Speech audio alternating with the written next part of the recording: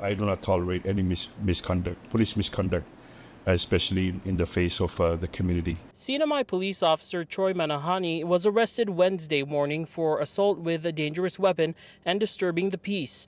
The charges come after he allegedly used his government firearm to assault a person identified as a suspect in a domestic incident reported in the village of Susupi in January. His arraignment is on Monday. In the recent arrest of police officer Troy Manahani, it is a sad truth in our department, but again, we're held at the highest standard to assure that the public are well protected by officers that took the oath to serve and protect the community. The actions of Officer Troy Manahani is not acceptable, but we will continue to mitigate some of these issues.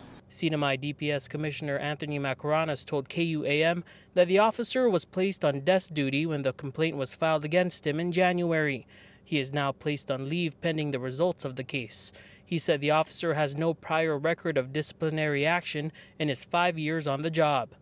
We continue to have our supervisor talk to the officers in regards to our rules and regulation policies of the department. So that we will continue to let them know that policies are made for reasons and they're not to be bent, and neither of me. I cannot bend the law. I cannot bend the rules. Meanwhile, the commissioner also addressed the recent deaths of 2 police dogs after they were left in a hot patrol car after the air conditioning malfunctioned on September 8 while their handlers processed evidence inside DPS.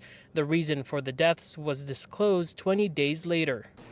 I take full responsibility for the delayed public notification of their death. I understand the public's interest and affection of those heroic animals and provide no excuses. I will continue to be transparent with our community. They've since changed protocol, and now K-9 should not be left in a car for more than 10 minutes, and officers are encouraged to take them out of the vehicle. The officers in charge were transferred back to the traffic unit, but faced no disciplinary action. Disciplinary actions will be initiated if we find that the handlers were neglecting the K-9 dogs. But in this instance, it's not their neglect that contribute to the death of the 2 dogs.